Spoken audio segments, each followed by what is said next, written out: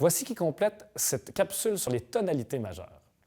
Visualisez bien le cycle des quintes que vous voyez ici. Comme je vous l'ai déjà dit, c'est votre clé pour naviguer à travers tout notre système tonal.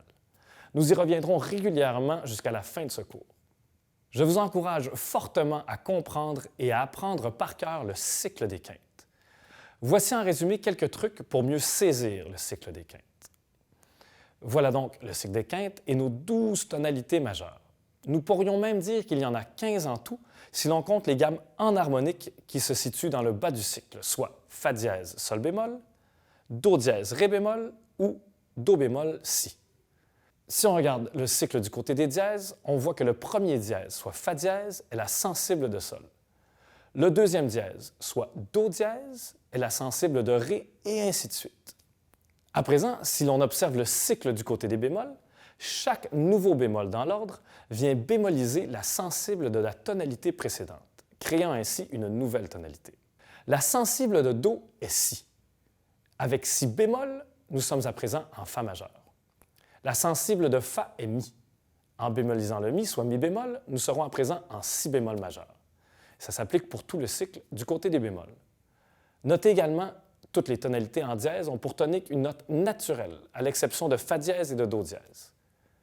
Évidemment, en Do majeur, il n'y a rien à l'armure. Pour les tonalités comportant des bémols à l'armure, celles-ci commencent toujours sur une note bémolisée, à l'exception de Fa majeur.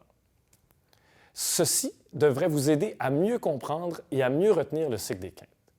Aussi, vous serez plus rapide à identifier les 12 tonalités majeures.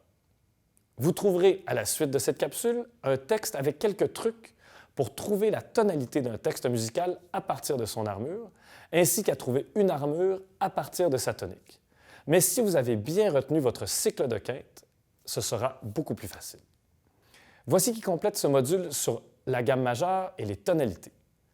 Prenez bien le temps d'assimiler toutes ces notions car elles sont à la base de tout notre système tonal.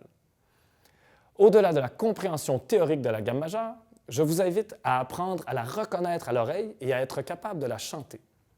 Tendez l'oreille, car il y a énormément de musique basée sur cette gamme et la presque totalité des chansons pour enfants l'utilisent de manière très simple.